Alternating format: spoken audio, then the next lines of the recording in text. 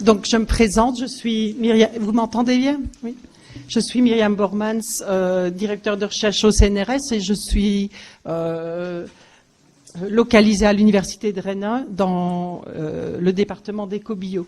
Donc moi, je vais vous faire un petit rappel, comme disait Guillaume, des fondamentaux pour que tout le monde soit sur le même niveau quand on commence nos discussions. Bon, ça va peut-être paraître simpliste à certains, mais comme ça, les bases seront revues. Donc, comme vous le savez tous, les cyanobactéries avec les microalgues étant des micro-organismes photosynthétiques, elles sont à la base du réseau trophique aquatique et de ce fait participent au bon fonctionnement d'un écosystème aquatique. Donc, c'est des organismes naturels. Et elles sont prédatées par du zooplancton dans les conditions normales.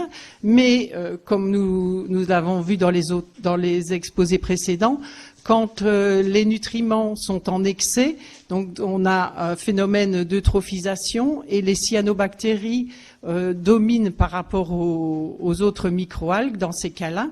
Et comme elles ne sont pas si facilement broutées par le zooplancton parce qu'elles n'ont pas de qualité nutritionnelle aussi importante que les autres microalgues, on observe des blooms de cyanobactéries qui provoquent énormément d'impact sur la santé des écosystèmes et sur la santé humaine. Donc les proliférations de cyanobactéries, d'abord, où dominent-elles? Comme on a vu dans un des exemples, elles dominent dans les lacs, les réservoirs, les plans d'eau et même les rivières. En fait, maintenant, dès que les rivières sont un peu régulées, on a un phénomène de développement de cyanobactéries. Et au sein d'un système, elles se développent aussi bien... où est-ce qu'il est Elle se développe aussi bien dans la colonne d'eau, donc quand le système est bien mélangé, et quand le système est stratifié et stable, comme en période en été, on voit qu'elle se développe aussi bien en surface, ici, à l'interface avec l'air. Elle se développe quand elles sont poussées par le vent, souvent beaucoup plus près des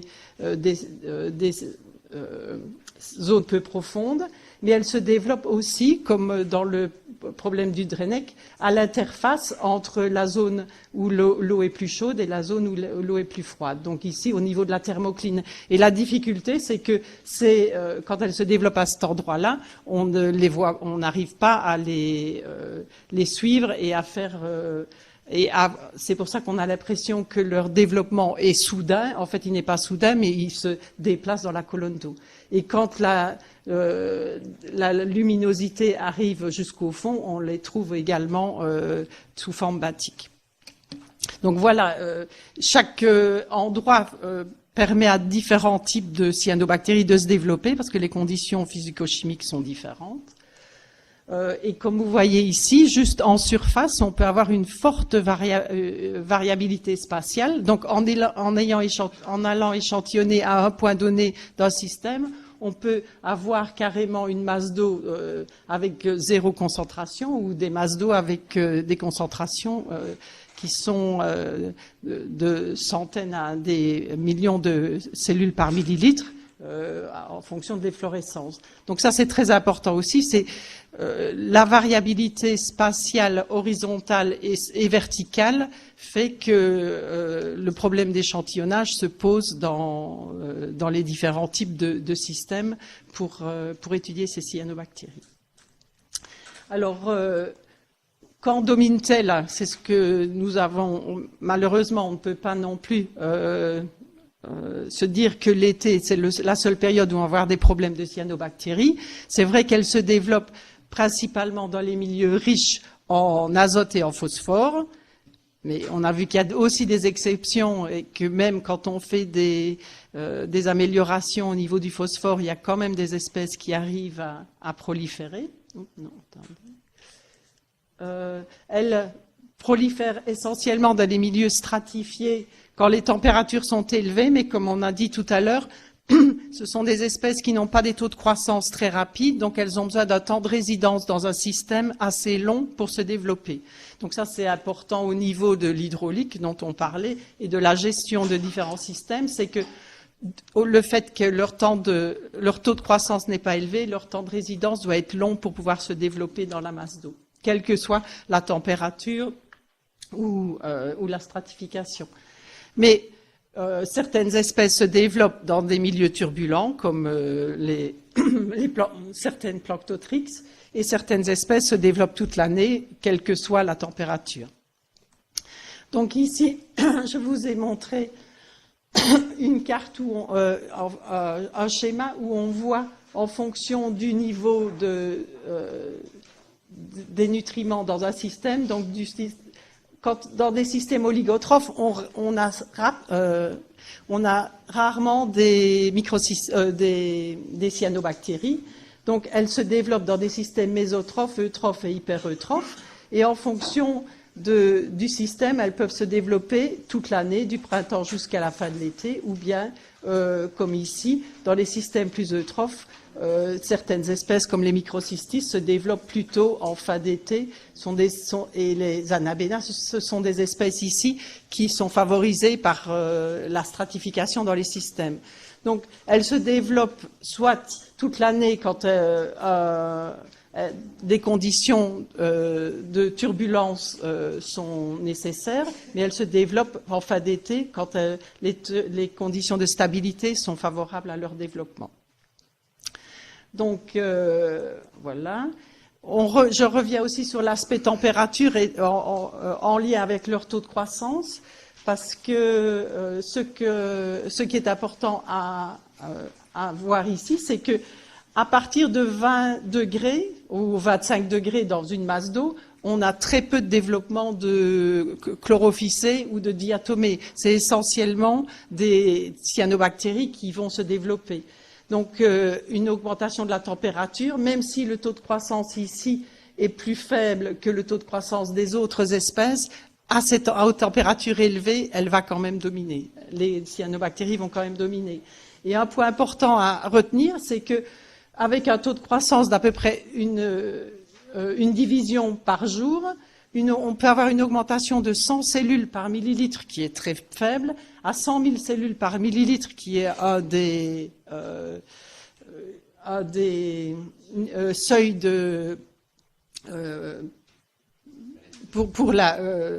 d'interdiction pour la baignade, par exemple, en seulement 7 jours. Donc ça, c'est très important. Ce sont des micro-organismes qui se développent de manière exponentielle et s'il y a suffisamment de nutriments, en 7 jours, on peut passer de 100 à 100 000 cellules. Quand on parle aussi de bassin versant où on a diminué et on voit que les tendances en phosphore et les tendances en azote diminuent, ce qu'il faut retenir aussi, c'est que c'est pas que les tendances, c'est une bonne chose, mais c'est les valeurs des concentrations qui sont importantes, même avec 50 microgrammes par litre de phosphore, on va pouvoir avoir des biomasses qui provoquent des efflorescences de cyanobactéries.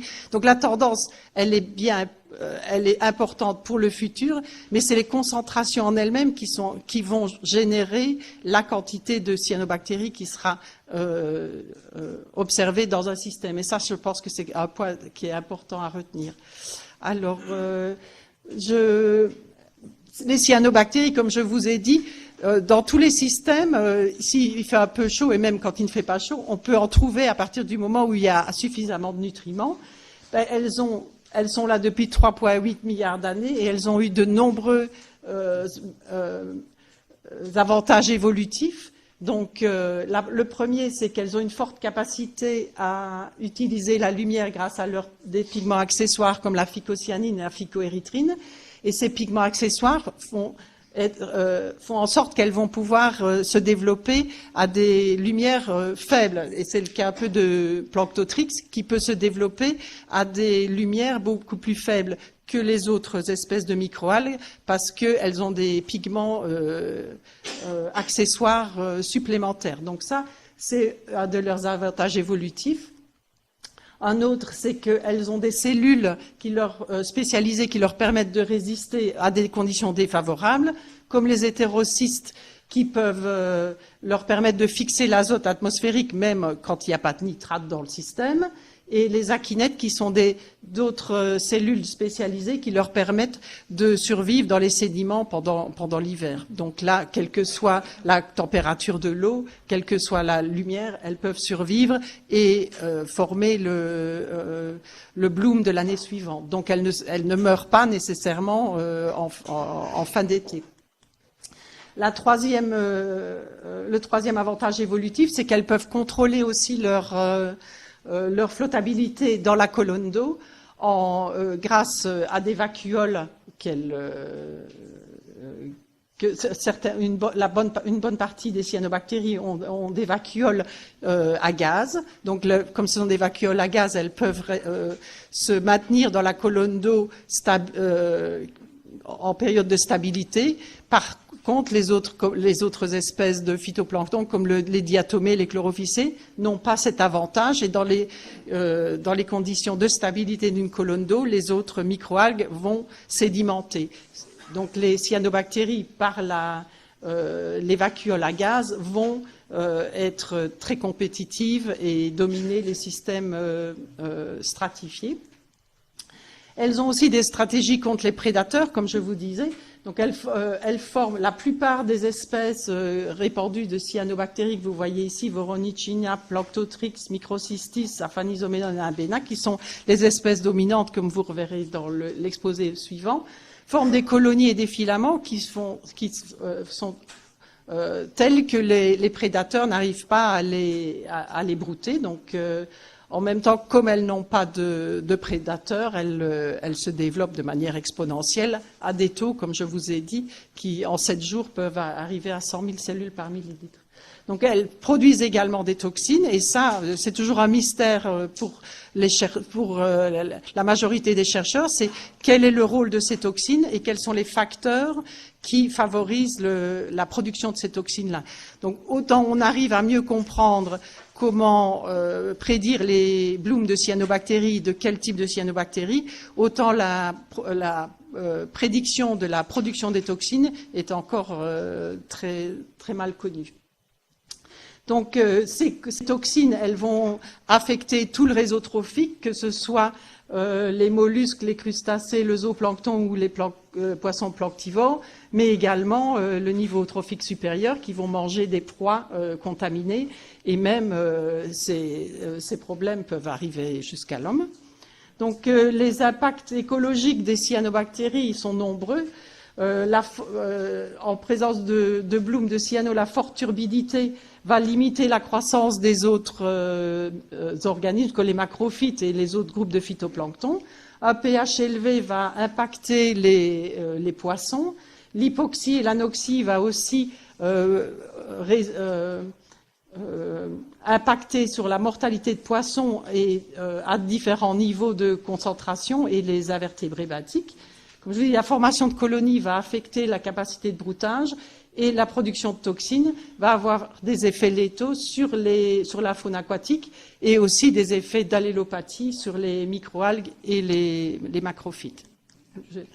Donc, pour la qualité de l'eau, ces blooms de cyano, ça c'est essentiellement pour les gestionnaires, ils connaissent ça mieux que nous, la forte turbidité va aussi induire une transparence réduite qui va avoir des effets sur l'esthétique et sur les activités récréatives. La forte biomasse va impacter le colmatage des filtres. L'anoxie va provoquer le relargage des nutriments des sédiments, mais aussi va être relargué aussi les métaux, le fer et le manganèse, qui vont être aussi des problématiques de qualité d'eau. On a évoqué tout à l'heure qu'il y avait en période de cyanobactéries des problèmes d'odeur, mais ces cyanobactéries, en plus de produire des toxines, produisent aussi des molécules malodorantes qui vont avoir des impacts non seulement sur les activités récréatives, mais aussi sur la pêche et la production d'eau potable, parce que ça se retrouve aussi dans la chair des poissons, ces molécules malodorantes. Et enfin, la production de toxines va avoir un impact sanitaire sur la production d'eau potable et sur les activités récréatives. Donc, malheureusement, comme vous voyez, elles ont tellement de capacité de se développer que c'est difficile de les éradiquer, mais en fonction de l'espèce qui se développe dans un système, il y a différentes méthodes de gestion qui peuvent être appliquées. Mais ce sera un autre exposé sur les méthodes de gestion. Donc voilà. Donc ce qu'il faut retenir, c'est que les blooms toxiques ont un impact négatif non seulement sur les activités humaines, mais aussi sur la biodiversité et le fonctionnement des écosystèmes et la santé animale. Elles peuvent se développer dans une variété de systèmes grâce à toutes leurs capacités d'adaptation qui sont là depuis 3 milliards d'années. Et des méthodes, on a besoin de méthodes de suivi efficaces pour quantifier cette variabilité spatiale, parce que quand on dit qu'elles, de manière sporadique, elles arrivent, elles disparaissent, c'est parce qu'elles se redistribuent au sein de la masse d'eau. Moi, l'eutrophisation, ça, c'est quand même toujours la première cause de leur apparition, et même s'il y a un réchauffement climatique, je suis tout à fait d'accord avec Jean-François, s'il n'y a pas de phosphore, elles ne peuvent pas se développer. Donc c'est vrai qu'il faut diminuer à des niveaux de phosphore, même si les trajectoires diminuent, il faut diminuer à des niveaux qui sont tels que les concentrations en cyanobactéries vont être vont minimiser la biomasse, mais ça c'est un fait. Voilà, les cyanobactéries sont faites d'un certain nombre de molécules de phosphore et c'est juste une simple addition. Donc là, si vous mettez 10 fois trop de phosphore, vous aurez 10 fois plus de biomasse de cyanobactéries. Donc là, il n'y a pas de miracle à ce niveau-là. Et c'est vrai que le réchauffement climatique, il va aggraver, moi je pense, leur prolifération parce que les hivers plus doux font que la période de stabilité, elle va être plus longue, mais ce n'est pas un problème qui est trivial du tout et je pense que chaque système est unique et doit être étudié, mais voilà, on n'est pas pour des tendances à la diminution de ces proliférations. Merci. Oui, j'ai juste une petite question, Jérôme Vassal, par rapport à ce que vous appelez la plus grande stabilité à venir. C'est au niveau climatique, la période de stabilité plus longue. Stabilité de la colonne d'eau, stratification en fait. Ah, de stratification, d'accord. Parce que c'est pas que la température, comme je vous ai dit, si la stabilité de la colonne d'eau est plus longue dans l'année et plus renforcée, les cyanobactéries sont les seules qui peuvent bénéficier de cette stabilité grâce à leur vacuole à gaz. Parce que toutes les autres espèces ne vont pas pouvoir en bénéficier de cette stabilité. Et comme dit Jean-François, vous dites qu'il y a moins de débit, mais en même temps, il y a des phénomènes extrêmes qui font que les nutriments sont quand même apportés dans la colonne d'eau, même l'hiver, et c'est l'été qu'ils vont être utilisés. Donc je pense que le décalage entre une utilisation interne des nutriments et un apport externe, c'est pas nécessairement instantané. À partir du moment où les nutriments sont dans le système, ils seront utilisés l'année suivante ou après l'été, mais je pense que vraiment ce qu'il faut, c'est ne pas éviter qu'ils arrivent dans le système. Parce que j'ai entendu la discussion en disant ben, ça ne sert à rien d'éviter qu'ils arrivent parce qu'on a quand même une charge interne. Il faut se dire que la charge interne, initialement, elle provient des bassins versants. Et qu'il n'y a pas, que c'est ce sont les bassins versants qui amènent les nutriments, qui provoquent les développements et de cyanobactéries et d'autres microalgues, même des macrophytes, qui, en se décomposant, vont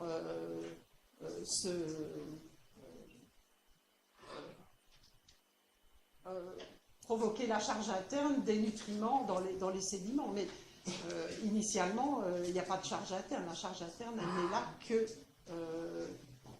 à travers les apports des bassins versants, mais décalés dans le temps, parfois de 5 ans, 10 ans, en fonction de la taille des systèmes. Juste pour réagir et compléter peut-être.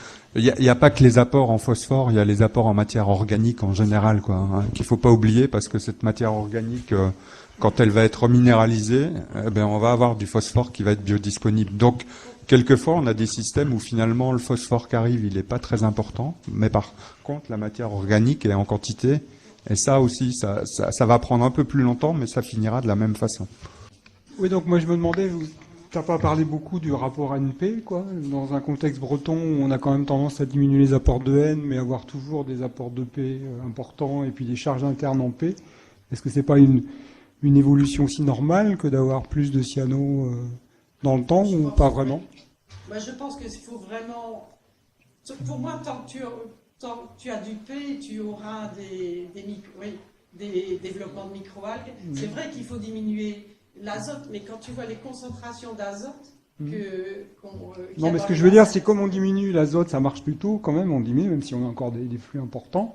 Hein, mais il faut pas oublier de gérer le P aussi, quoi, parce que... Ah non, mais je crois que le P est mieux géré. Voilà. Donc, je crois que le P est mieux géré que l'azote. Dans les bases, je suis pas sûr. Je suis pas sûr. Oui. Mais je pense que le... Et j'ai une autre remarque, ouais, c'est intéressant la remarque sur la matière organique parce que effectivement en Bretagne on a des retenues avec des arrivées de matière organique très contrastées.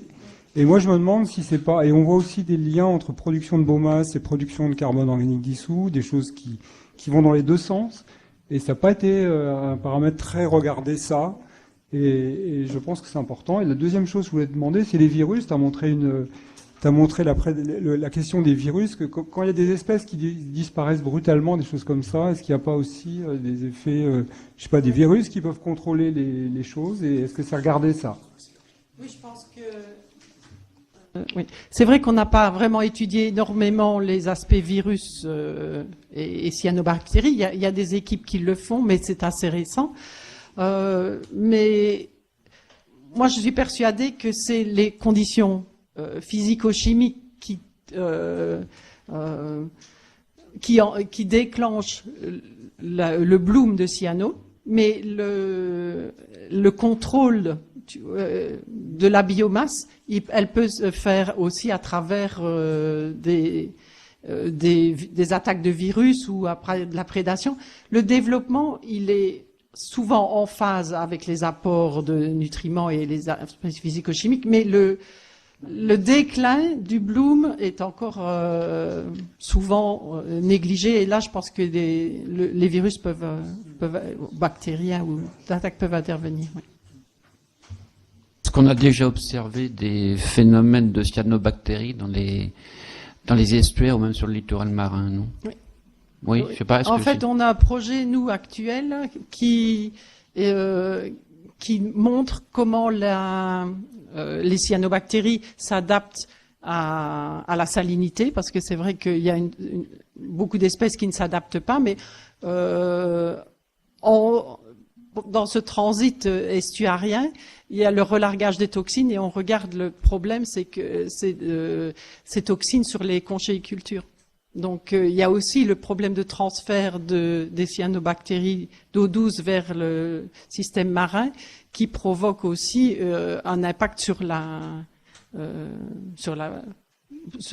conchyliculture. Donc ça, on a un projet en cours à ce moment-là actuellement pour voir quelles sont les conditions de salinité tolérées par différentes espèces. Dans la Baltique, en fait, il y a énormément de cyanobactéries et c'est très salé aussi. Donc, certaines espèces ont des gènes d'adaptation à la salinité. Donc, voilà. Ce ne sont pas que des espèces d'eau douce. Mais on n'a pas de cas en Bretagne. De ce type d'espèces Si, parce que nous, on a un projet de transfert et c'est ici en Bretagne.